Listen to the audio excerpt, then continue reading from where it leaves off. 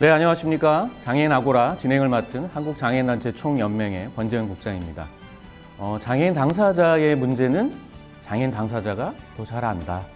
그런 모토로 저희가 한 2016년부터 시작한 장애인 아고라인데요. 특히 올해는 복지TV와 함께 하고 있습니다. 오늘이 이제 3회째, 올해 들어서 3회째인데 오늘 선택한 주제가 장애대학생 학습권 보장, 선택이 아니라 권리입니다. 의 주제입니다. 장애 학생들의 이런 고등교육에 대한 욕구는 많이 있고 또 증가가 돼야 되는데 되고 있는데 그것들을 수용할 우리가 준비가 되어 있느냐 이런 부분을 또 살펴봐야 되지 않을까 그런 생각을 합니다. 사실 이 특수교육 대상자의 특별전형을 포함해서 장애 대학생들의 그러니까 이제 고등교육에 장애 학생의 그 교육 기회를 주고 직업재활 이런 용어도 쓰는데요. 이런 것들을 도모하기 위해서 만든 게 이제 특별전형제도인데 도입된 게 이제 1995년입니다. 지금 상당한 시간이 지났는데 아까 말씀드렸듯이 숫자의 증가율과 욕구에 비해서 당장 나타나는 숫자도 굉장히 적은 그런 상황이거든요. 사실 이 법적으로도 헌법을 논하지 않더라도 교육기본법이라던가 특수교육법 또 장애인차별금지법에 이 학생으로서 또 장애 학생으로서의 권리에 대해서 많이 명시하고 있습니다. 근데 사실 이제 특수교육법에서 보더라도 인적 또 물적 또 간접적인 그리고 비용적인 측면의 지원을 해야 된다 이렇게 명시는 하고 있거든요. 근데 이제 이 부분도 2017년 조사에 보면 복지지원 실태 조사라는 조사가 있는데 전국 장애대학생이 있는 학생들의 지원 실태에 대한 설문을 한 거죠. 이 조사를 한 거죠. 40% 가까이가 개선이 필요하다. 이런 얘기가 나왔습니다. 아까 말씀드렸듯이 현재 우리 주변에 살고 있는 장애 학생, 그 중에 고등교육을 희망하는 또 다니고 있는 우리 장애 대학생들이 어떤 현실에 처해 있는가, 또 어떻게 다니고 있는가를 우리가 살펴봐야 하지 않나 해서 오늘 이제 그 주제를 선택한 거죠.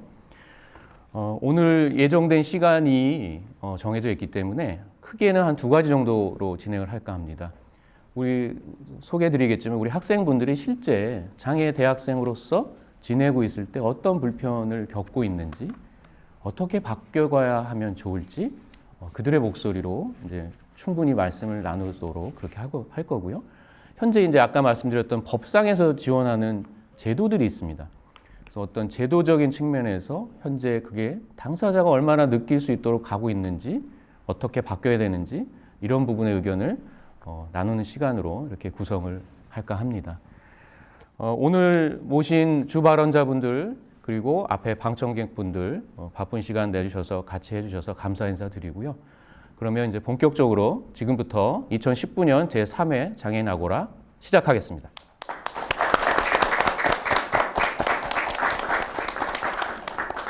사실 이 복지TV와 함께 해서 방송으로도 그리고 끝나면 이제 유튜브로도 이 영상이 계속 공유될 텐데 사전에 이런 발언들을 더 먼저 준비해서 충분히 발언하실 수 있도록 이 주 발언자분들을 좀 모셔요.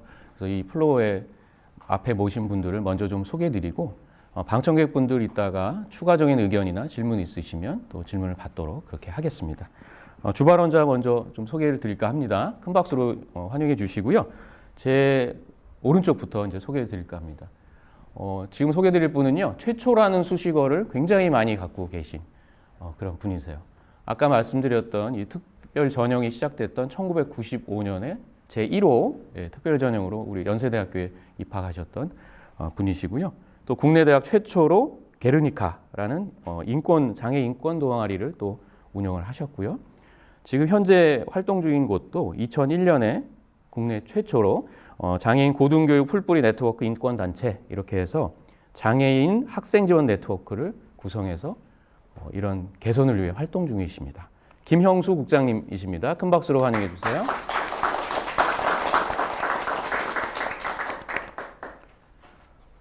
우리 당사자분들의 자기의 얘기를 더 충분히 듣고자 한다 이렇게 아고라 취지를 말씀드렸는데 그런 차원에서 우리 세 분의 장애 학생들을 또 같이 모셨습니다.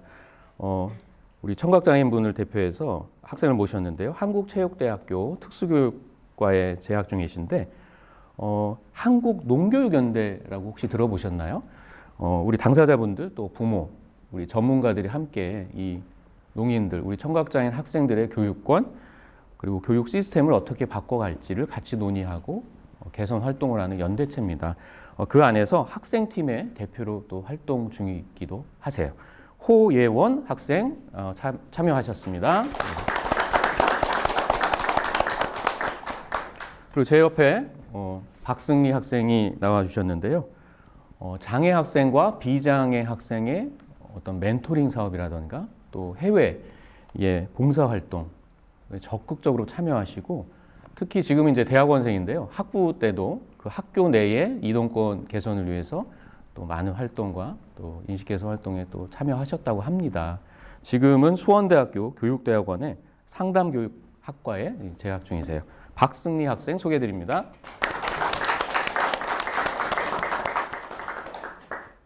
자, 제 옆에 계신 한혜경 학생이신데요. 아주대학교 영어영문학과에 재학 중이세요. 현재 소개해드릴 사항이 또 많으신데요.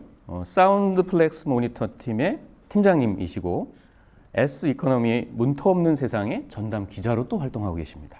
그리고 장애인식 개선 강사로도 활발히 활동 중이시고요.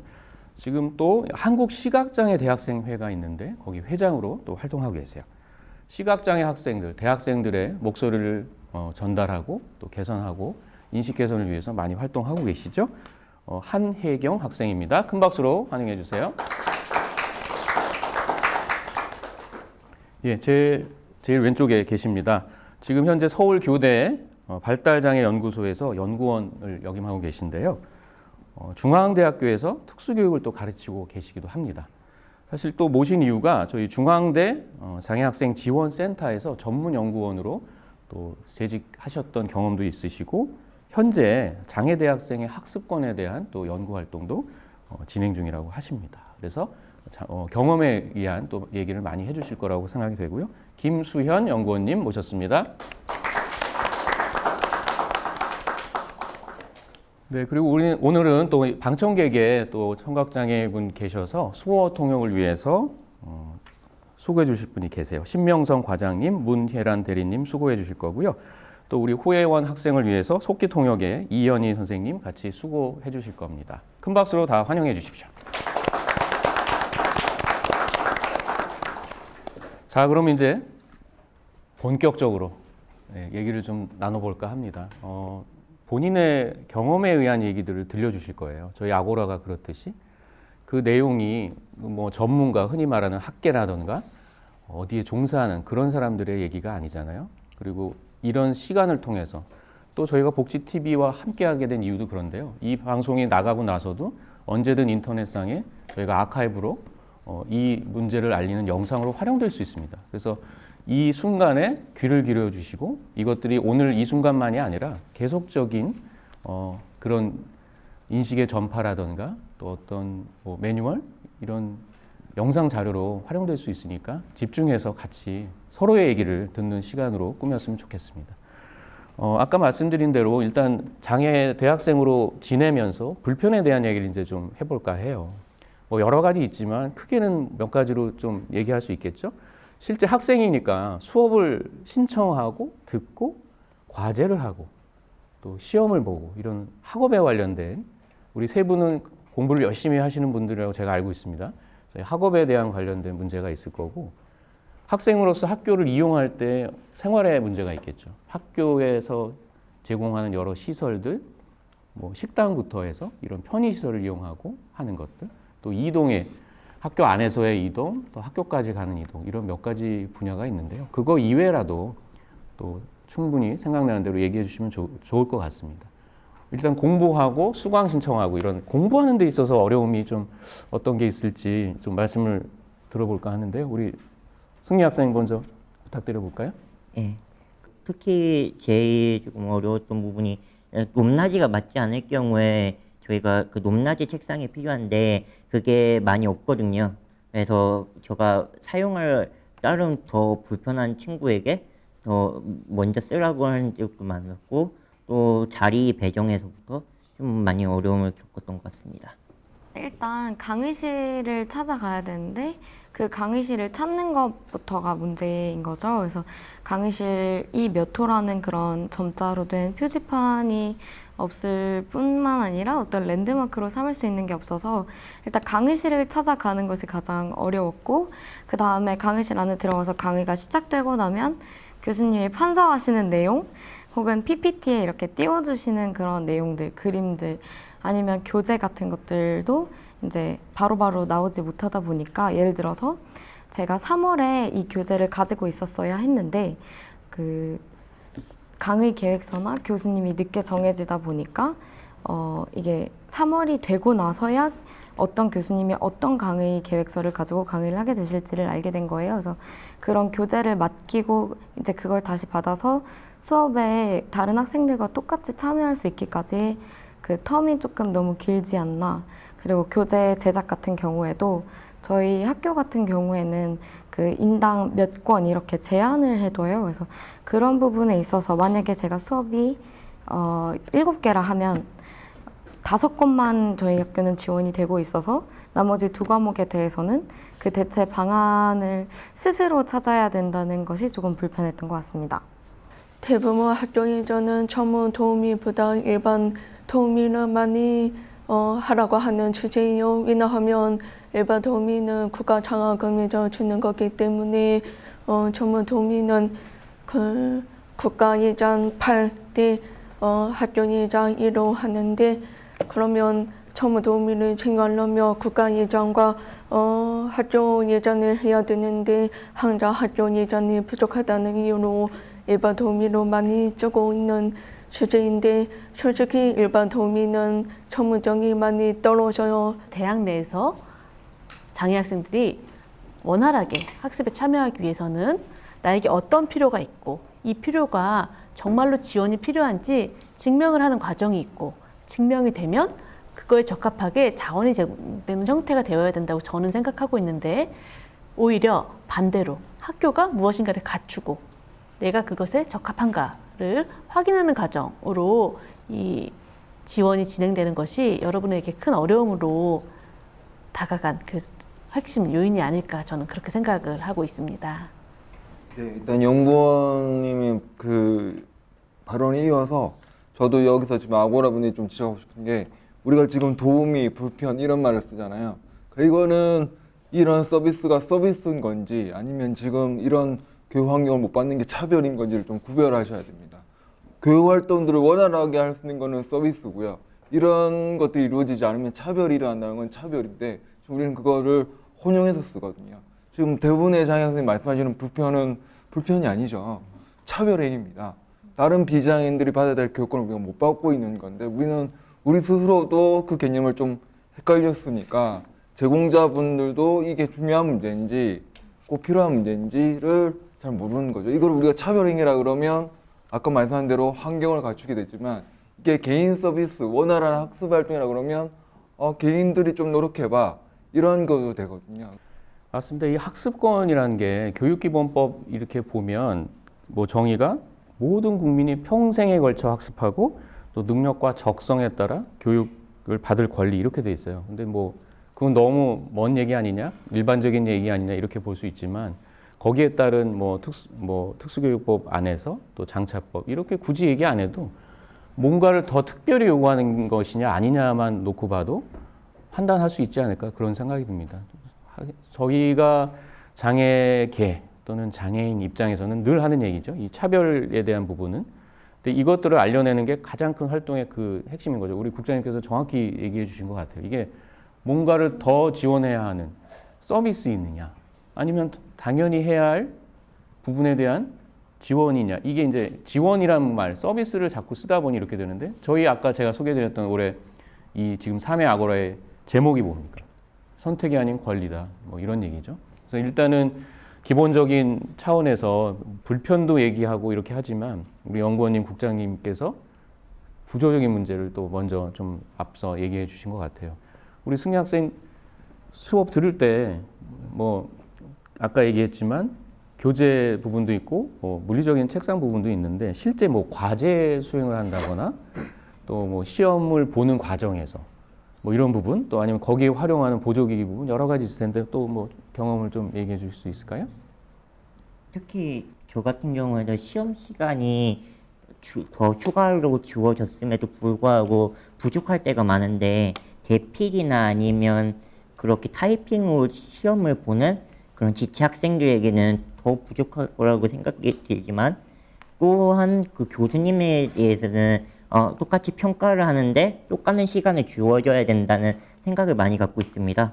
그래가지고 오히려 정해진 시간에 조금 1.5배나 아니면 2배의 시간을 줬는데 그래도 못하는 경우에는 그거에 대해서는 동등한 평가를 위해서 어쩔 수가 없다. 그리고 과제 같은 걸 기간 연장을 하고 싶거나 아니면 타이핑이나 그런 게 느릴 경우 연장을 해달라고 해도 동등한 기회와 그리고 또 평가의 기준으로 인해 연장이 되지 않는 경우가 많았습니다. 그래서 그런 부분에 대해서는 좀 여유롭게 유도리 있게 함께 진행했으면 좋겠는데 아직까지는 그게 좀 미비한 것 같습니다. 시험에 관련돼서는 이슈들이 계속 있어 오죠. 그죠? 이게 뭐 장애 학생뿐만 아니라 국가에서 하는 시험이라던가 어떤 채용 시험 이런 부분이 계속 이슈가 돼 왔고 사실 장애복지법에서도 일부 개정이 돼서 공공 영역에서는 할 수 있도록 하자 이렇게 했는데 사실 그게 논의될 때도 구체적인 지침과 매뉴얼을 정하자 했는데 복지부에서 그거를 그냥 시행령 시행규칙으로 넘겨버렸어요. 그리고 이제 그런 과정들이 있는데 우리 장애 학생들 입장에서 보면 그런 것들이 피부에 와닿기까지 아직 먼 얘기죠.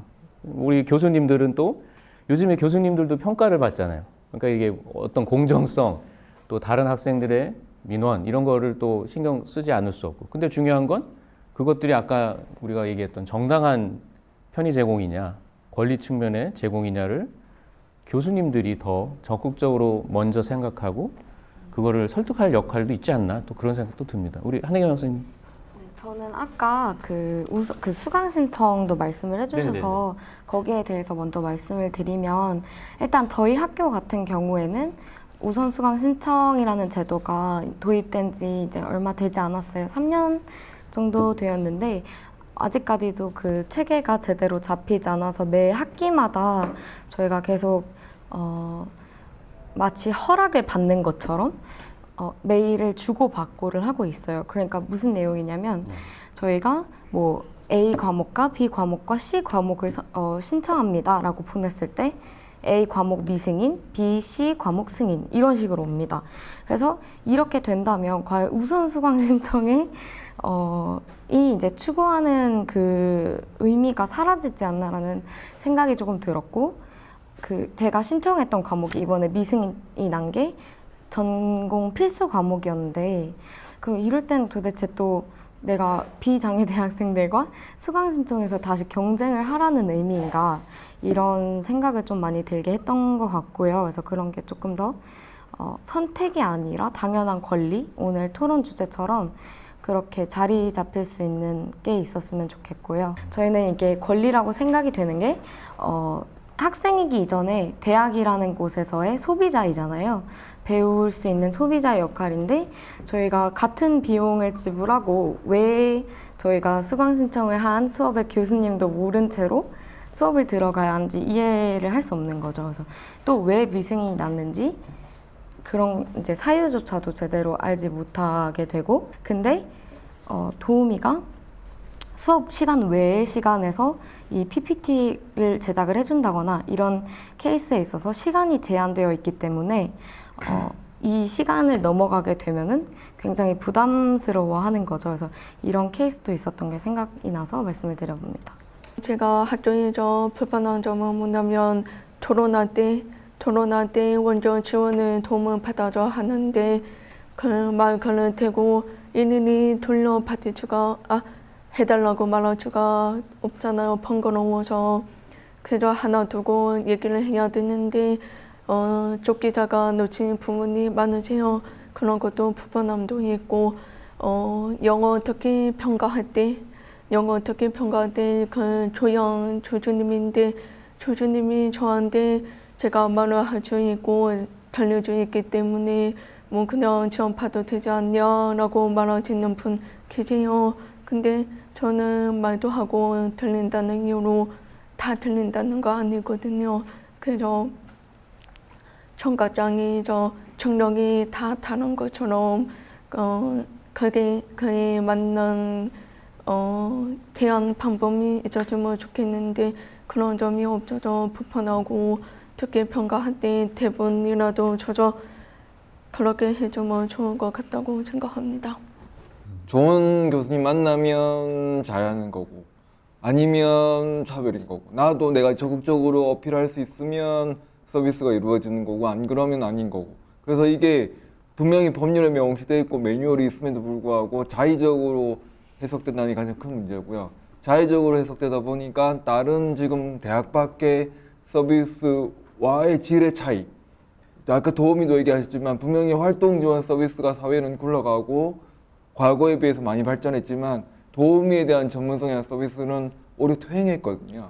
그리고 이런 학교들의 인식도 오히려 퇴행했거든요. 그러니까 이거는 한마디로 자의적이고 투자를 안 하고 대학 당국이 이 제도에 대해서 무식하다고밖에 얘기할 수가 없는 거죠. 기본적으로 서비스의 질이 떨어진다 하더라도 사회 발전의 기회를 같이 하고 시스템에 의해서 굴러가고 매뉴얼에 의해서 굴러가면 그래도 어느 정도가 이제 갈등이 해소가 될 텐데 오히려 과거에 비해서 더욱더 자의적으로 해석되고 학교마다 입장이 다르니까 학생들은 굉장히 혼란스러운 거죠. 네, 이게 대학의 책무성을 각 대학의 책무성을 강화하다 보니 좀 자의적으로 서비스가 제공되는 게 좀 학생들에게 굉장히 큰 어려움으로 다가가는 것이 맞아요. 그런데 이러한 상황 속에서 어떻게 하면 나에게 필요한 지원이 제대로 작동하고 차별이 발생하지 않을 수 있도록 할 것인가를 고민하는 것이 이제 필요한 과제라는 생각을 많이 하고 있어요. 그래서 계속 나는 무엇이 없어서 불편하다, 시간 연장이 되지 않았다, 뭐 이런 이야기를 하셨는데 사실상 시간 연장을 놓고 보면 장애가 없는 사람도 시간 연장이 되면 좋죠. 과제 기한 연장이 되면 좋아요. 그런데 그러한 측면에서 내가 지금 요구하는 것이 아니라 어떠한 조건에서 어떠한 필요가 있기 때문에 그것을 요구하고 있는지 그 목적을 정확하게 설명하고 소통할 수 있는 창구가 필요하다는 생각을 하고 있어요. 왜? 나는 예를 들면 뭐 점자를 읽는 시간이 어느 정도가 더 소요가 되기 때문에 시간 연장이 더 필요한 거고 청각장애로 인해서 어떤 음역대에 무엇을 듣는 것에 더 어려움이 발생하기 때문에 어떤 지원을 제공해 주는 것이 필요하고 등등을 조금 더 논리적으로 설명할 수 있는 창구가 필요하지 않을까 싶어요. 우선수강 신청 제도에도 마찬가지죠. 사실은 어떤 대학에서는 장애 학생에게 우선수강 신청 제도를 허용한다고 너무나 큰 특혜라고 이야기를 해요. 근데 특혜가 아닌 거죠. 왜 우선수강 신청이 필요할까? 생각을 해보면 지체장애 학생들의 경우에는 자신의 동선을 미리 계획해서 수업 스케줄을 짜지 않으면 사실상 일주일의 일과를 영위하는 것이 어려워요. 그렇다면 그 일과에 맞는 시간표를 구성하는 것이 반드시 필요한 권리인 거죠. 그 다음에 시각장애 학생들도 마찬가지예요. 뭐 교재를 미리 제작하고 청각장애 학생들의 경우에도 의사소통 지원을 위한 인력 풀을 구성하고 하기 위해서 시간이 먼저 필요한 거거든요. 그렇기 때문에 우선수강 신청이 필요한 것이다 라는 소통이 되어야 하는데 그러한 원인에 대한 이해 없이 우선수강 신청을 해주냐 마냐 그 현상적인 부분으로 너무나 많은 논쟁이 되고 있다는 생각이 현장에서 전 많이 들었고 또 이와 더불어 그렇다면 이러한 이유에 의해서 이러한 목적을 위해 이 제도를 운영할 것인데 그걸 어떻게 할 것인가에 대한 어떤 노하우들이 계속해서 누적되지 않고 있다는 생각이 드는 거예요. 예를 들어 대체 시험이 아니죠. 예를 들어 뭐 시각장애 학생을 위해서 다른 형태 뭐 확대 시험지를 제공하기로 해요. 그러면 확대 시험지만 제공한다고 해서 저시력 학생이 그 시험에 충분히 자신의 생각을 반영해서 참여할 수 있는 것이 아니거든요. 저도 이제 굉장히 깜짝 놀랐던 케이스인데 회계학 어떤 그 교양 시험에 저시력 학생이 참여를 했어요. 그래서 확대 시험지가 필요하다고 해서 확대 시험지를 줬는데 시험이 끝나고 나서 그 학생이 이야기하는 거예요. 선생님 저 생각해 보니까 영 개수를 세느냐고 너무너무 많은 시간을 소요했어요. 숫자가 아닌 한글로 숫자를 표현했다면 훨씬 더 저의 그 회계 지식을 잘 표현할 수 있었을 텐데 라는 이야기를 하는 거예요. 즉 시각장애 학생도 자신의 장애에 대해서 충분히 익숙하지 않기 때문에 어떠한 지원 전략, 어떠한 전략을 썼을 때 더 잘 학습에 참여할 수 알지 못하고 있었고 그 주변에 전문가라고 있는 저조차도 그걸 잘 알지 못했던 거죠.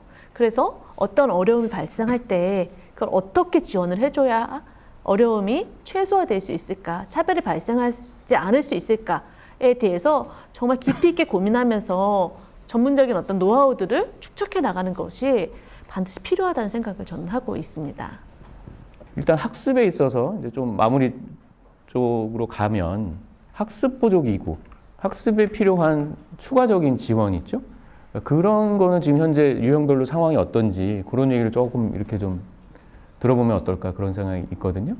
저희 같은 경우에는 굉장히 잘 구비가 되어 있고, 이제 단지 조금 아쉬운 점은 그거가 이제 수리를 해야 하는 상황에서 그것들이 잘 이제 좀 해결이 되었으면 좋겠다. 그러니까 다른 말로 말씀을 드리면 조금 그런 점검할 수 있는 어떤 리스트 혹은 뭐 몇 개월에 한 번은 이게 제대로 되고 있는지를 체크한다. 이런 매뉴얼이 있었으면 좋겠다는 생각이 들고요. 제가 한 번 팔이 다쳐가지고 제가 수동 휠체어를 못 미는 상황이 있었습니다. 그때 제가 전동 휠체어를 빌렸는데 정말 노후화돼가지고 그게 한 번 움직이면 갑자기 팍 움직이고 갑자기 멈추고 그래가지고 너무 위험했었거든요. 그때 팔이 다쳐가지고 더 힘든 상황이었습니다. 그래서 더 그러면 새로운 거나 아니면 예전 누가 빌려갔던 휠체어들이 있지 않겠습니까? 아니면 여분의 휠체어라도요. 물어봤는데 다른 장애인 분들이 먼저 빌려갔고 괜찮은 것들은 뭐 장기적으로 누가 빌려간다는 것이었습니다. 그래가지고 너 위험한데 언제 그러면 새로운 그런 전동 휠체어가 오는지 물어봤는데 그게 예산이 그게 얼마 책정돼 있고 그 예산이 반영되면서 그거를 뭐 승인 받고 예산을 투여하고 그 기간을 설정하고 하면서 6개월이 걸린다는 얘기를 하시는 것입니다. 근데 제가 팔이 났는데 2달밖에 안 걸리는데요. 그래가지고 그 위험한 상황에서 계속 다녔었습니다. 그래서 오히려 그러니까 장애인의 그런 욕구를 충족하는 것보다는 일단 여러 가지 도구가 많은 것들 그리고 진짜 필요한 도구들은 많이는 없고 그리고 진짜 우리에게 수요자로서 진짜 도움이 필요한 것들에 대해서 더 많은 그런 보조기구에 대해서 욕구를 좀 파악해 주셨으면 좋겠습니다. 생활 또 이동 이런 부분으로 좀 이제 얘기를 해볼까 하는데 그 아까 말씀드렸던 복지 지원 실태 조사 이런 자료를 쭉 이렇게 봐도 50%에서 60% 정도 편의시설에 대한 것도 개선이 필요하다 이렇게 지금 나온다고 합니다. 뭐 흔히 얘기하면 이제 뭐 경사로라던가 아까 우리 한혜경 학생이 처음에 얘기해줬지만 어떤 표시 있죠? 시각장애 학생들이 이동을 할 때 그 건물 안에서의 이동에 대한 부분 이런 것도 다 포함이 될 거고요. 경사로나 예를 들면 뭐 이런 거는 그래도 더디지만 발전을 해왔다고 보여지고요. 아닌 것도 여전히 있겠지만 그러니까 그런 생활적인 측면에서의 문제점이 또 있을 것 같습니다. 뭐 예를 들면 뭐 이 세 분이 경험이 있는지 모르겠으나 기숙사를 운영하는 학교에 희망하는 장애 학생이 있을 수도 있고요. 또 많이 여전히 계속 얘기되죠. 장애인 화장실 역시도 장애 학생이 있는 학교에서는 현황이 어떤지 이런 것도 좀 궁금하고 요즘에 또 키오스크, 무인 단말기 얘기도 많이 나오잖아요. 우리 또 시각 첨가 학생분들도 오셨지만 여러 가지 지금 이렇게 들으시면서 굉장히 또 많은 얘기가 있구나 이런 생각이 드실 텐데요. 이런 부분도 학생으로서의 대학 생활에는 굉장히 중요한 부분입니다. 이런 부분도 좀 얘기를 나눠보면 어떨까 싶은데요. 생활 측면에서 드리고 싶은 말은 이제 기숙사 같은 경우에 저희 학교를 말씀을 드리자면 저희 학교에는 여자 장애인 기숙사가 없어요. 남자만 장애인 기숙사가 있는데 이제 제가 안내견과 함께 활동을 하고 있거든요. 그래서 안내견을 데리고 기숙사에서 생활을 하겠다고 말씀을 드렸더니 그 생활관 담당자분이 그러면 너가 엘리베이터를 타지 말고 7층에서 1층까지 계단으로 걸어 다녀라. 왜냐하면 엘리베이터를 타면 다른 학생들이 너의 강아지를 보게 될 텐데 그 건물이 외국인 친구들하고 같이 사용하는 건물이었거든요. 근데 우리나라가 부끄럽다는 식으로 얘기를 하시더라고요. 그래서 일단은 저는 그때 1학년이어서 아무것도 몰라서 일단 알겠다 했는데 다행히 1층에다가 따로 별개로 방을 만들어 주셨어요. 그래서 그 방에서 이제 생활을 하게 됐는데 소음도 너무 심하고 일단 저의 그 장애나 이런 거에 있어서 전혀 배려가 되지 않았던 구조라고 저는 생각이 되었어요. 그래서 그 방을 이제 기숙사를 나오게 되었는데 그렇게 되니까 이제 그분이 교직원 회의에 가셔서 장애인을 배려하지 말자. 우리가 굳이 장애인 그 한 명을 위해서 1층에 있던 시설을 빼고 장애인 기숙사를 만들어 줬더니 나가지 않느냐라고 말을 했다고 저희는 이제 전에 듣게 되었어요. 근데 제가 생각할 때는 이거는 방이 이미 있었어야 된다고 생각이 되고 그 저를 위해서 그 방을 만든 게 아니라 그 방은 원래 있었어야 됐는데 그제서야 생긴 거라고 저는 판단이 되었고 그마저도 분리시켜야 된다고 이제 그쪽에서 판단을 하셔서 다른 여학생 같은 경우에 6, 7, 8층에 별개로 살고 있는데 저희는 남녀가 모두 출입이 가능한 1층에 한가운데에 헬스장 바로 앞에 그 방이 만들어지게 되면서 또 굉장한 불편을 많이 겪었는데 이런 부분에 있어서 좀 많이 미흡하다고 느끼게 된 것 같습니다. 특히 저 많이 힘들었던 게 ATM기입니다. 왜냐하면 그 카드 같은 거에 너무 높은 위치에 있고 그 높은 위치에 있는 거를 하려면 손을 뻗어도 닿지 않기 때문에 도움을 받아야 되는 상황이 많이 일어나기 때문입니다. 그럴 때마다 저희는 도움을 청해야 되고 그리고 그 도움을 저희는 받아야 되는 것입니다. 하지만 그런 생각을 많이 합니다. 저희가 도움을 받아야 되는 것도 맞지만 오히려 저희도 할 수 있는 부분이 있다면 그걸 할 수 있게 좋은 그런 편의시설을 먼저 제공해줘야 되는 게 맞지 않을까라는 생각을 합니다. 저는 기숙사 다니고 있지만 기숙사 다니고 있는 친구들한테 들으면 기숙사이죠, 방 안이죠.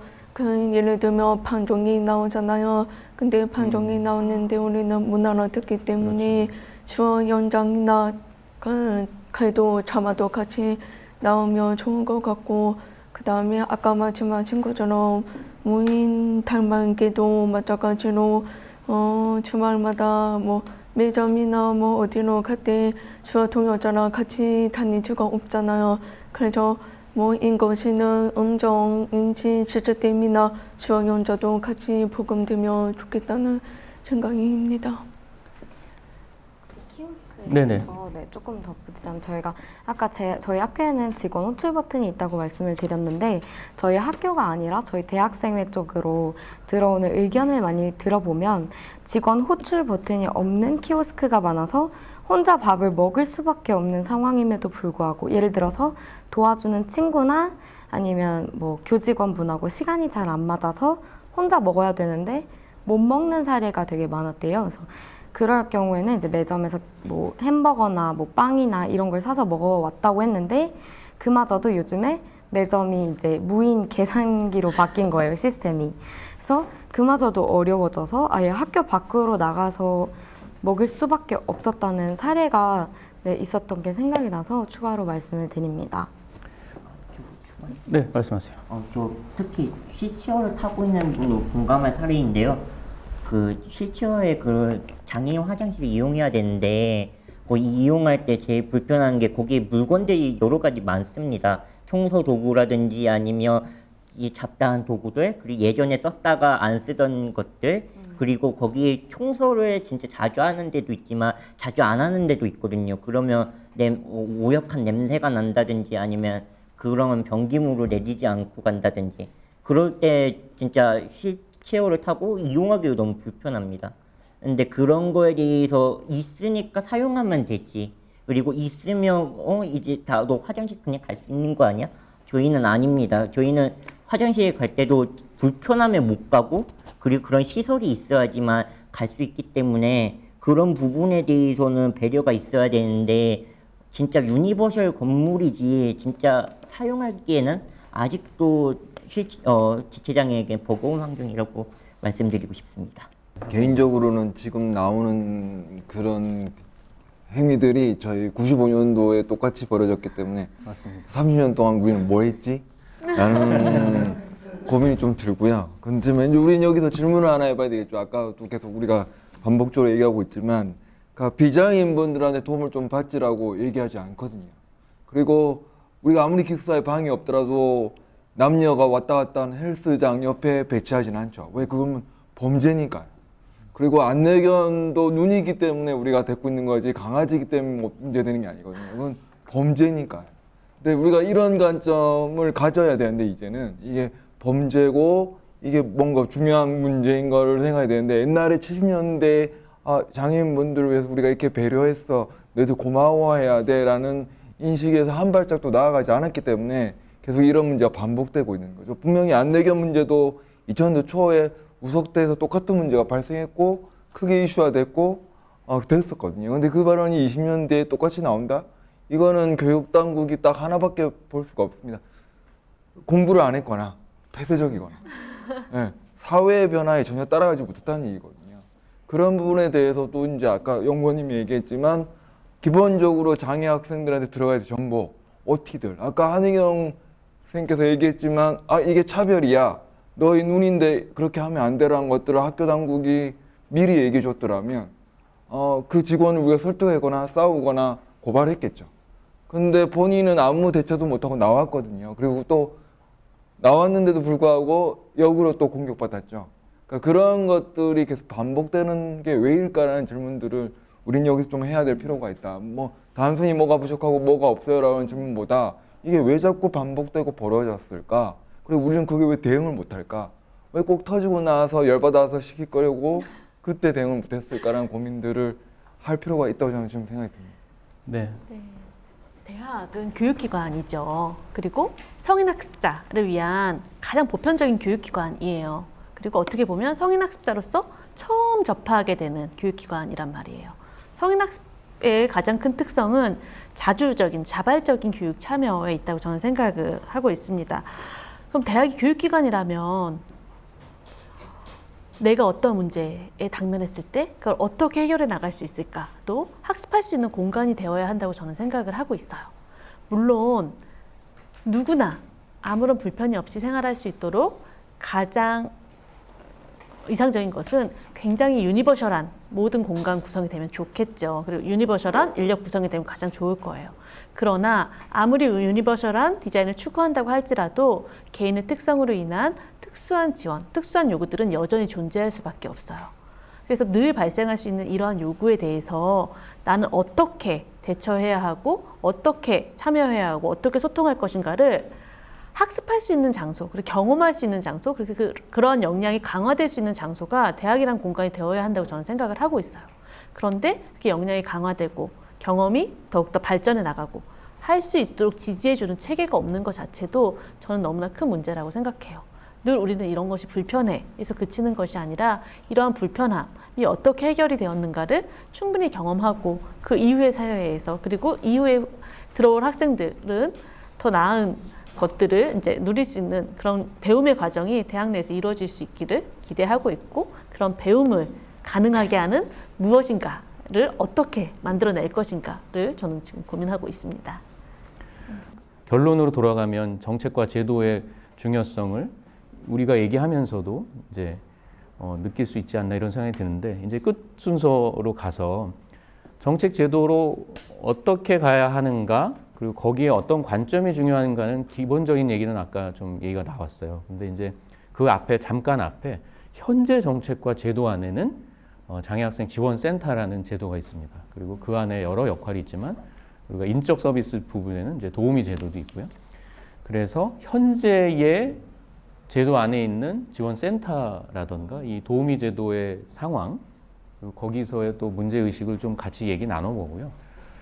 궁극적으로는 그 안에서만 해결될 문제는 아니잖아요. 그래서 좀 더 그 위에 큰 틀에 잡을 수 있는 정책과 제도는 어떤 식으로 가야 할지 어떻게 접근해야 될지에 개인적인 우리 발언자분들의 의견을 좀 듣고 일단 마무리를 좀 하는 순서로 가봐야 되지 않을까 싶습니다. 현재 그 특수교육법에 보면 장애 학생이 10인 이상일 경우 또 미만일 경우 이렇게 돼서 장애학생 지원센터를 설치해야 한다는 의무 조항이 있고 아니면 전담 부서라든가 직원이 있어야 한다 이런 부분이 있어요. 근데 지금 여기 나왔던 여러 가지 영역을 아우르는 역할과 매뉴얼은 존재합니다. 장애학생 지원센터는 무엇을 해야 한다. 근데 아까 얘기했지만 그것들을 어떻게 적용하느냐, 어디까지 준비했느냐는 굉장히 다른 얘기죠. 사실 약간의 겹칠 수는 있겠죠. 그것들 안에서의 불편함을 아까 먼저 얘기했으니까. 하지만 일단은 지금 나와 계신 분들의 생각 한해서 현재의 이 지원센터의 운영이라던가 지원받고 있는 시스템, 도우미 제도 여러 가지에 있어서 불편했거나 좀 이렇게 고쳐야 되지 않겠냐. 그런 걸 가감없이 또 좀 부탁을 드려볼까 하는데요. 저는 대학의 장애학생 지원 담당자로서 꽤 오랫동안 근무를 해오고 있는데 사실 그 대학에 대한 그 교육부나 정부의 장애 대학생을 얼마나 잘 지원하고 있는지에 대한 그 평가나 규제가 점점 강화되고 있는 게 사실입니다. 그래서 이러한 부분들이 그 인생 대학의 담당자들이 앞에서도 말씀드린 것처럼 근무하는 환경들이 굉장히 열악한 것이 현실인데 정부나 교육부에서는 그 좀 더 그 평가를 강화하는 차원에서 이제 제도들을 운영을 하다 보니까 담당자들이 그 질적으로 장애 학생들을 얼마나 잘 지원할 수 있을지를 고민하게 되기보다는 그 교육부의 평가 기준을 얼마나 잘 준수할 수 있을까를 기준으로 해서 업무를 수행하는 경우들이 많은 게 현실입니다. 그래서 교육부나 정부 차원에서 그 대학의 장애 학생들을 지원하는 부분에 대해서 평가가 필요하긴 하지만 그런 평가들이 학생들에게 질적인 지원으로 이렇게 그 재현될 수 있는 방향의 평가로 좀 그 평가 내용을 이렇게 고려해 주셨으면 좋겠다는 생각이 있고요. 앞에서도 말씀드렸듯이 그 장애학생 지원 담당자로서 가장 어려운 부분은 그 인력 부족인 것 같습니다. 사실 대학의 등록금이 11년째 동결인 상황인데 그렇기 때문에 어쨌든 대학 재정이 어려운 게 현실이긴 한데 재정이 어렵다고 하더라도 이제 장애 학생들의 수는 점점 늘어날 수밖에 없는 구조이거든요. 예를 들면 현재는 뭐 신체적, 정신적 장애로 구별되고 있지만 한국에서는 그 저희 학교에 오는 외국의 교환 학생들의 경우에는 그 학습 장애라든지 또 ADHD 그리고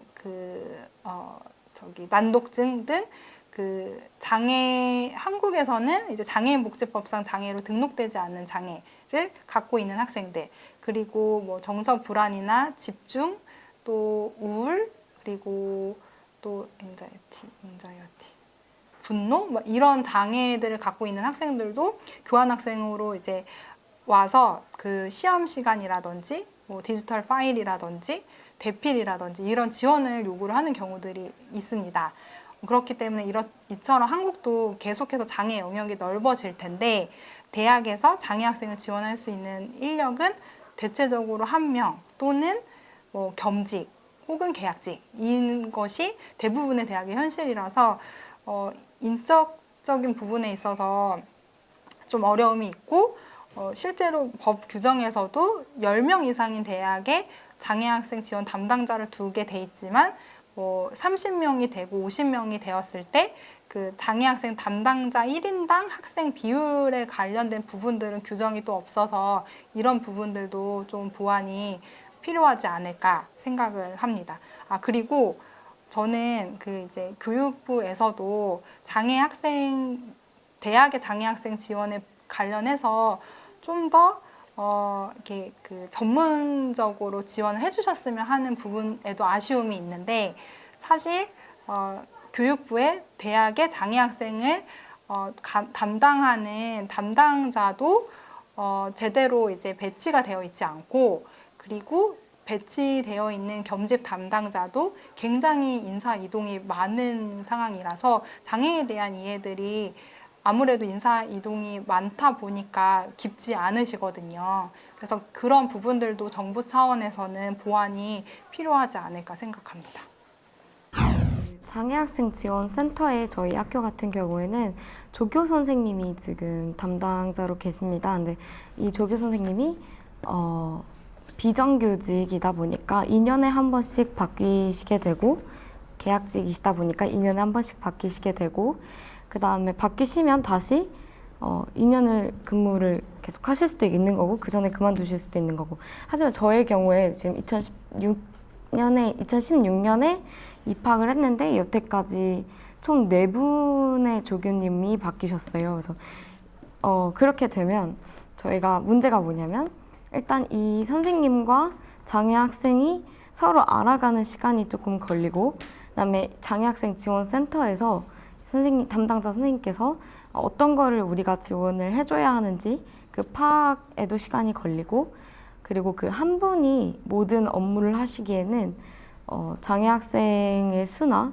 혹은 해야 할 업무량이나 이런 거에 비해서 너무 많기 때문에 항상 뭔가 좀 제대로 이루어지지 않고 있다고 생각이 되었어요. 그래서 그런 부분에 있어서 또 장애 학생들 같은 경우에는 본인의 장애의 특성에 대해서 어떤 에티켓이 있는지에 대해서 이걸 여러 차례 설명하는 것보다는 사실 한 번 설명하고 졸업할 때까지 그분과 쭉 가는 게 가장 이상적이기 때문에 이걸 학교 측에서 계약직의 형태가 아닌 아예 정규직 교직원으로 채용을 해서 이제 장애 학생들이 좀 더 학교 생활에 빨리 적응하고 더 원활한 도움을 받을 수 있게 해주면 더 좋지 않을까라는 생각이 들었고요. 제가 1학년 때 입학했을 때 처음에 그 조화정에서 조끼 지원을 해달라고 요청을 했어요.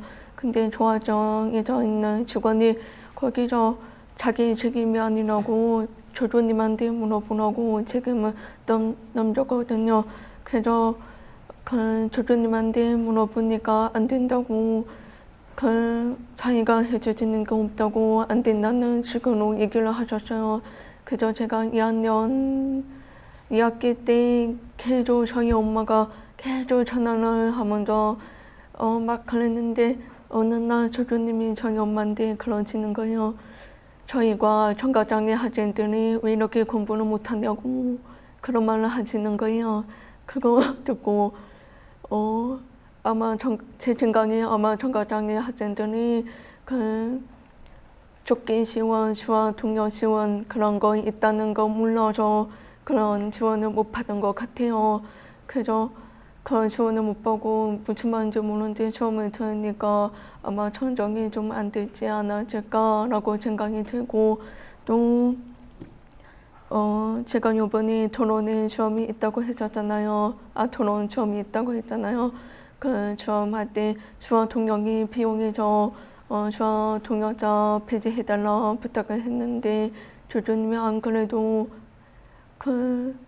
자기가 하고 있는 일이 학관 일이랑 장애학생 지원진도 일이 2가지 하려니까 죽을 것 같다고 너무 힘들다고 그래서 미안하지만 졸업할 때가 지금 4년 2학기인데 내년에 졸업할 때까지 그런 폐지를 못 해주겠다 그런 말을 하셨어요. 그래서 지금은 어떻게 됐는지 모르겠는데 그런 일도 있었고 또 제가 지원이 가장 중요하지만 가장 더 중요하다고 생각이 드는 게 뭐냐면 장애인지 개선 조용히 가장 중요하다고 생각해요.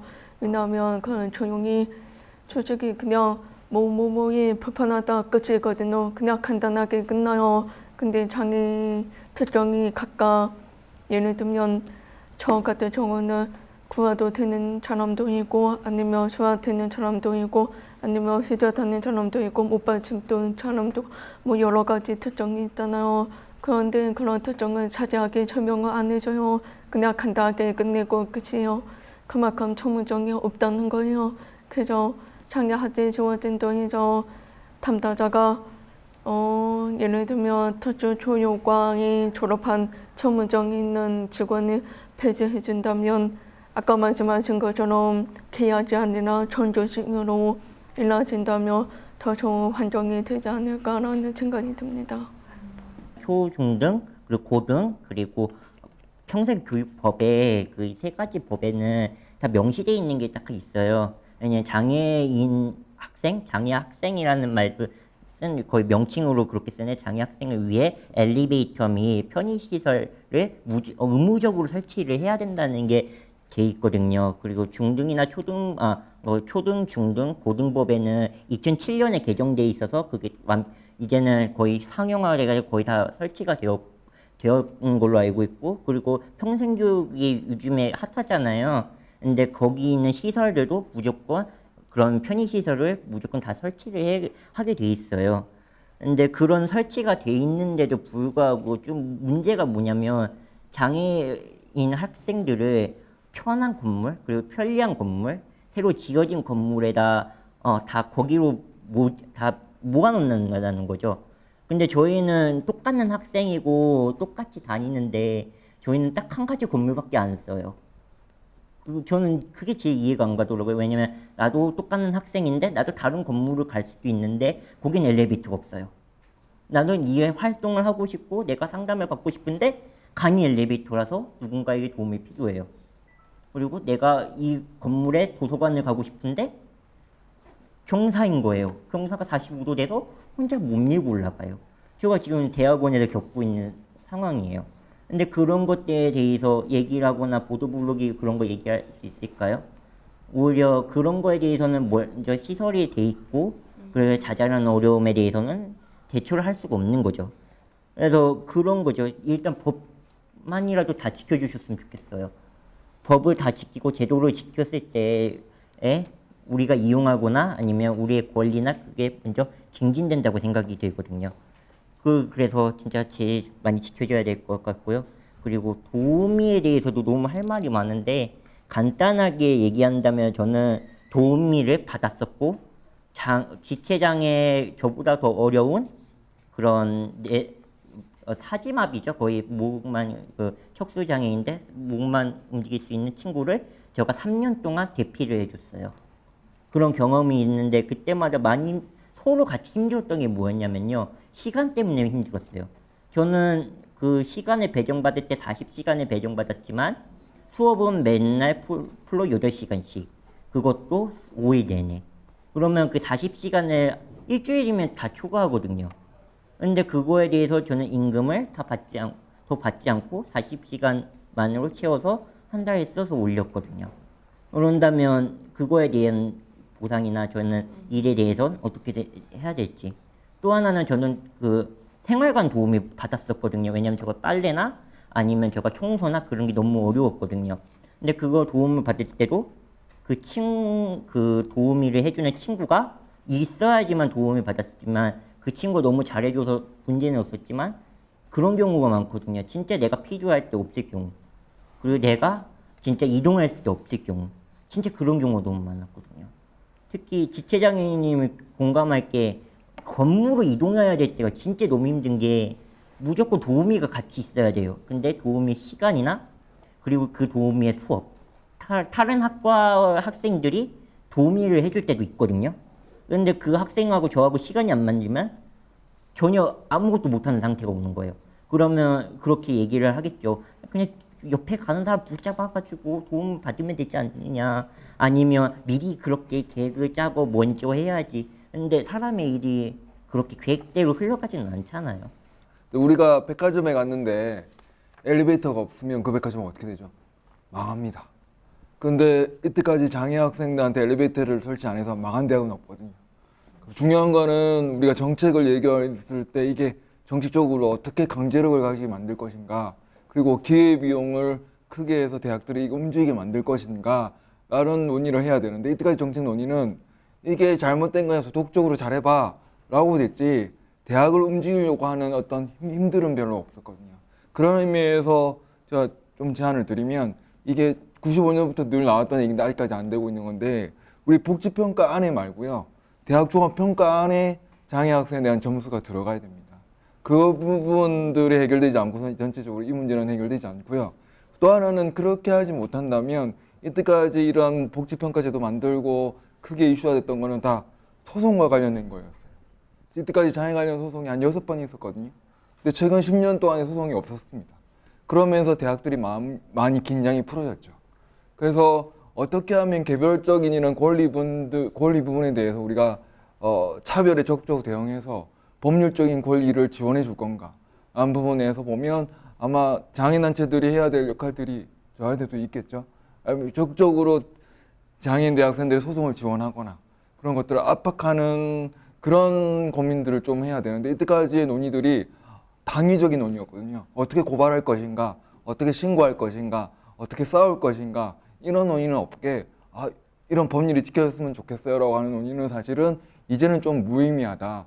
대학을 어떻게 하면 망하게 할 것인가 이런 논의를 했을 때 우리 백화점을 생각해 보면 근데 이런 부분에서 옛날보다 싸우기 쉬운 게 비장애인도 똑같이 생각하거든요.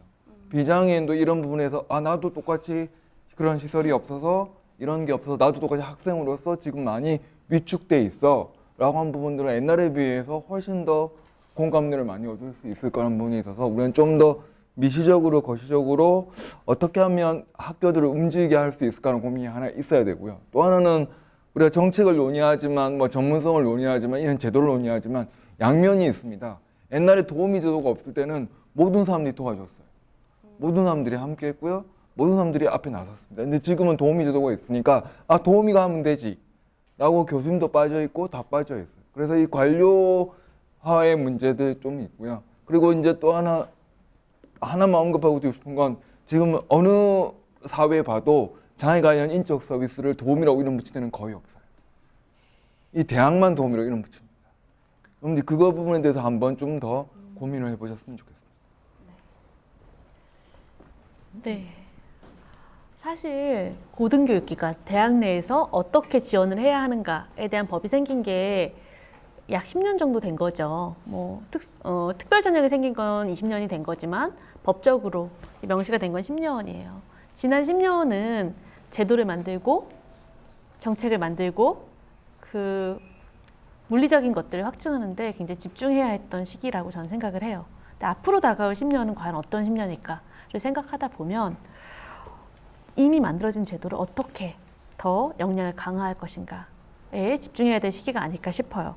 대학 밖에 장애 관련 전문 단체들, 장애 관련 전문인들에게 충분히 이미 그런 역량들과 그런 지식들이 누적되어 있기 때문에 그런 것들이 어떻게 대학 내에서 구현될 수 있을까를 함께 고민해야 되는 이제 시기가 왔다라고 생각을 하고 있고 이와 더불어 대학 내에서 이루어지고 있는 특수한 자원들에 대한 좀 이해들이 깊어질 수 있으면 좋겠다는 생각이 들어요. 도우미, 굉장히 특별한 제도예요.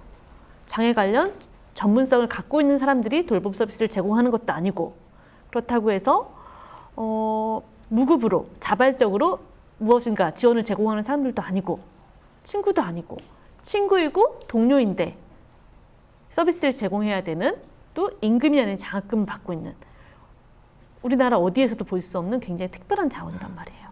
그럼 이 특별한 자원이 어떠한 역할을 어떻게 수행할 수 있을까에 대한 고민은 별도로 반드시 더 필요해요. 예를 들면 그런데 장애대학생 지원에 대해서 이야기를 하다 보면 도우미가 마치 마법사인가? 이런 생각을 하게 될 때가 있어요. 뭐가 어려우면 도우미, 뭐가 안 되면 도우미, 뭐가 힘들면 도우미에게 라고 이야기를 하는데 도우미는 마법사가 아니거든요. 이러한 특수성을 갖고 있는 도우미를 우리는 어떻게 활용할 것이고 그들의 역량을 어떻게 강화할 것이고 그들이 무슨 역할을 어떻게 수행할 수 있도록 할 것인지 이제 고민해야 될 때가 된 거죠. 이러한 이제 일들을 우리가 해 나가야 된다고 저는 생각을 하고 있고 이와 더불어서 한 10년 전쯤에는 어려움에 대해서 이야기할 때 아예 접근 자체가 되지 않는 거에 대한 어려움들이 많이 토로했어요. 그런데 지금 이야기를 듣다 보면 접근이 되고 무엇인가 있어. 근데 나는 그 안에서 풍성히 충분히 나의 생활, 학습 권리를, 생활 권리를 누리지 못해. 약간 관점이 이동한 거예요. 그러면 이러한 지금 현재 불편함을 논의하기 위해서는 사회적인 공감을 함께 형성하면서 논의해야 될 부분들이 굉장히 많이 있거든요. 이 대학 내의 어떤 문화적 그 공감대를 어떻게 형성할 것인가에 대한 고민이 이제 필요한 시기가 되었다는 생각을 저는 계속해서 하고 있습니다. 네, 뭐 일단 도우미 제도만 놓고 봐도 많은 의견과 또 개선이 필요하다 이런 생각이 듭니다. 이 뭐 아까 관료화 부분 굉장히 좋은 말씀이신 것 같은데 사실 활동 지원 제도도 출발해서 상당한 시간을 지나왔고 현재까지도 안정화는 아닌 또 계속적인 이슈를 만들어내고 있거든요. 근데 이제 그거에 비해서 이 장애학생 도우미의 중요성과 또 이 역할과 개선에 대한 부분이 굉장히 축소되어 있는 거죠. 같이 논의가 되고 활성화되는 게. 그러니까 그 영역도 굉장히 함께 가져갈 부분이 아닐까 생각되고 우리 국장님께서 우리 단체라든가 우리 장애계 역할도 얘기해 주셨는데 사실 수많은 이슈가 장애 대학생, 학생의 학습권에도 계속 있습니다. 그래서 저희가 불과 1, 2년 안에만 돌아봐도 척수장애인 분이 어떤 법학전문대학원의 전형 과정에서 불이익을 받고 면접 과정에 불이익을 받은 것들을 저희가 우리 단체들이 같이 목소리를 내고 국감에서 지적도 하고 이런 활동도 작년에 했던 기억이 나고요. 지금 현재도 EBS 수능 교재도 시각장애인을 위한 그 점자화하는 부분이 11월이잖아요. 근데 아직까지도 잘못된 것이 개선돼서 다시 보급이 안 됐고 이런 부분이 있습니다. 그러니까 그런 부분도 지금 요구하고 목소리를 내고 있고 합니다. 그러니까 이제 해야 할 일과 범위는 굉장히 많다고 보여지는데 각자의 역할에서 어떤 일을 할지 다시 한번 좀 살펴봐야겠습니다. 예, 그러면 지금 뭐 1시간 반 정도 얘기를 나눠봤는데요. 우리 혹시 방청객 중에 뭐 추가적인 경험이나 의견을 얘기하고 싶거나 질문 있으신 분께 좀 기회를 드릴까 합니다. 여기 앞에 계신 분 그러면 네, 자기 소개와 함께 뭐 얘기해 주시면 좋겠습니다. 안녕하세요. 지금 회사에 다니고 있고 파주 자유로에서 활동하고 있는 안종훈이라고 합니다. 제가 이 토론회를 들으면서 생각한 점이 있는데요. 그 도우미 제도에서 한번 말씀드려 보자면요. 도우미 제도에서 아직까지 부족하다고 생각한 것이 그 장애 유형별이 15가지가 있는데 그 특성별로 다 장애 유형별 매뉴얼대로 너무 움직이는 것이 지금 문제라고 생각하고 장애 유형별로 다 그 똑같은 장애가 유형이 있더라도 그 장애인의 특성이 다 다르거든요. 근데 개개인 맞춤 서비스가 필요하지 않나 싶고 또 장애 도우미가 한명적으로 통합해서 이용되는 것이 아니라 이동 지원 서비스 도우미, 수업 도우미 이렇게 분담해서 필요한 것이 필요하지 않나 싶습니다. 네, 감사합니다. 예, 그러면 이제 좀 마무리를 해야 될 것 같습니다. 우리 주발언자분들 혹시 뭐 길지 않은 시간이었지만 또 짧지도 않고요. 우리 놓쳤거나 하고 싶으신 말씀 마지막으로 마무리 발언을 좀 부탁드릴 거예요. 끝으로 하고 싶은 말씀 해주시고 마무리하도록 하겠습니다. 우리 김영숙 장님부터. 네. 아까 전에 정리님이 말씀하신 것 중에 생각난 게 있는데 병진 조용범이 있잖아요. 근데 저희 같은 경우는 이런 지원이 있다는 것은 저는 대학교에 들어와서 알게 된 거예요. 그래서 유치원 때부터 아니 발달 과정에서 이렇게 지원이 있다는 거 알려주면 좋은 것 같고 또 저희 같은 경우는 정보 접근이 대전 많이 취약한 편이에요. 그래서 이런 정보를 지속적으로 계속 알려주고 이런 우리도 교육원 권리가 있다는 것을 계속 알려주면 좋겠다는 생각이 듭니다. 네, 감사합니다. 지금 많이 장애계는 변하고 있어요. 맨날 맞춤형하고 소유자 중심한다고 지금 법을 계속 고치고 있고 장애인 등급제도 폐지되고 있어요. 하지만 지금 학교에서 우리의 학습권을 받는 우리는 아직도 그런 관점에서 벗어나지 못했다는 거죠. 아직도 누군가의 전문가에 의한 서비스를 받아야 되고 우리가 권위 오모나 아니면 법에 대해서 우리가 서비스를 받아야 되는 거에 교육이나 장애 인식 교육을 장애인이 받아야 될 수도 있는데 그런 교육에 대해서는 아직 전무하다는 거죠. 왜냐하면 소유자 중심이 아닌 그리고 맞춤형 서비스가 아닌 전문가와 의료적 관점이라고 생각이 들어요. 그래서 아까 전에 말씀해 주신 거 통합하면 저희는 아직도 외국에서는 70년대의 일이나 아니면 50년대 일을 아직도 우리 지금 2000년대에서 경험하고 있다라고 얘기하고 싶어요. 저는 오늘 이제 저희 학교를 대표적으로 말씀을 드렸지만 저희 학교에서뿐만이 아니라 다른 많은 대학들에서도 일어나고 있는 문제라고 생각이 듭니다.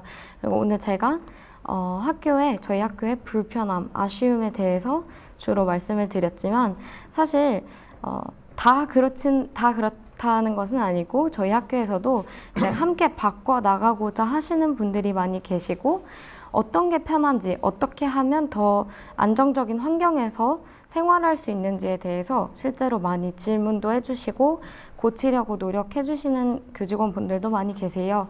그래서 이런 분들이 더 많이 늘어나서 제가 입학할 때는 겁을 먹고 입학을 했는데 졸업할 때는 내가 졸업한 후에 들어올 후배들은 안심하고 공부할 수 있겠구나 이런 마음을 가지고 졸업할 수 있었으면 좋겠고 저희가 사실은 장애인이라는 사람들이 어쩔 수 없다고 말씀을 드리면 안 되겠지만 어쨌든 사회에서 많은 차별을 받고 있어요. 하다못해 학교를 가는 길에 버스를 타거나 지하철을 타거나 이런 경우에서도 굉장히 많은 차별이 일어나고 있는데 적어도 이렇게 도착한 학교 안에서만큼은 우리가 자유롭게 차별받지 않고 공부를 할 수 있었으면 좋겠다는 생각이 듭니다.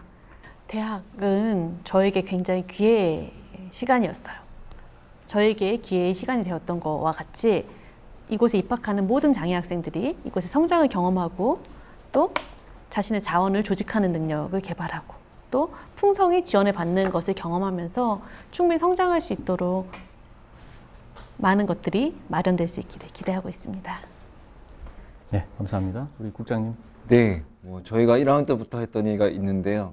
우리가 바라는 게 5성급 호텔이나 대학교에 코끼리 열차를 놓는 게 아니잖아요. 학생으로서의 그냥 존중을 해달라. 등록금이 아깝지 않구나. 이걸 좀 느끼게 해달라. 그리고 비자인들과 동등하게 고생하고 동등하게 공부하는 느낌을 갖게 해달라는 것들일 테고요.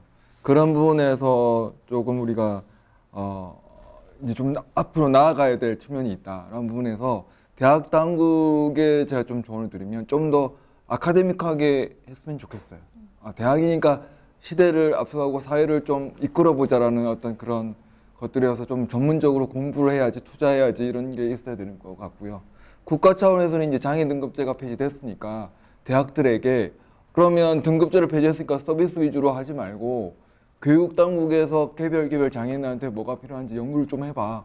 너희들이 개별 서비스를 좀 만들어봐. 그럼 우리가 지원해 줄게. 라고 하는 부분도 좀 필요한 것 같고요. 그리고 우리 스스로를 좀 반성하자면 여러분들도 이제 졸업하면 또 노하우를 날려먹지 마시고 후배들이나 고3들에게 나 때는 이렇게 고생했으니까 이런 연습을 하고 이렇게 줘서 겁먹지 말고 들어갔으면 좋겠어. 라고 조언해 줄 수 있는 선배가 됐으면 좋겠고요. 네, 오늘 장애 학생들의 학습권에 대해서 얘기를 나눠봤습니다. 일단 그런 생각이 듭니다. 장애 학생 또는 관련된 사람부터가 우리 주변의 사람부터가 뭐를 요구해야 될지, 무엇이 있는지, 뭐가 필요한지를 좀 더 명확히 들여다보고 집약할 필요가 있지 않냐. 또 거기에 필요하다면 그걸 집약하는 데 역할을 할 수 있는 장애인 단체든 학교가 돼도 좋죠. 그런 적극적인 노력들을 연결을 어떻게 해내느냐 이런 중요성 또 그게 왜 중요한지에 대한 생각을 많이 하게 됐어요. 사실은 오늘 제목도 그렇잖아요. 선택이냐 권리냐. 이 권리에 대한 부분은 그런 거 있죠. 정당한 편의 제공, 동등한 기회 제공. 참여하기까지의 정당한 권리이자 기회 제공으로 얘기를 하는 겁니다. 거기에 우리가 필요한 사항이 무엇이 있는지 이렇게 들여다보면 그 인식에 대한 확산 그리고 공감, 그래서 일반 국민이나 우리가 모두가 인식을 같이 하기까지 그 그림을 그리는 그런 공통점이 있지 않나 생각이 드는데요. 오늘 저 호혜원 학생이 계신데 참여하시는 한국농교연대 거기에 모토가요. 같이 하는 교육, 가치 있는 교육이라고 합니다. 사실 이 권리를 주장하고 요구하고자 하는 사람들이 있다는 것, 그리고 그 개선을 위해 노력하는 사람이 있다는 것을 오늘 이 시간을 통해서 여러분이 또는 이제 이걸 볼 분들이 많이 알게 되셨으면 좋겠고요. 계속 이 계기로 해서 더욱더 관심을 더 많이 갖게끔 하고 고쳐 나갈 수 있는 그런 계기가 되었으면 좋겠다는 생각을 해봅니다. 오늘 참여해 주신 우리 주 발언자분들, 앞에 방청객에 참여해 주신 모든 분들, 스태프 여러분 모두 수고하셨습니다. 이것으로 오늘 제3회 장애인 아고라 모두 마치겠습니다. 감사합니다. 수고하셨습니다.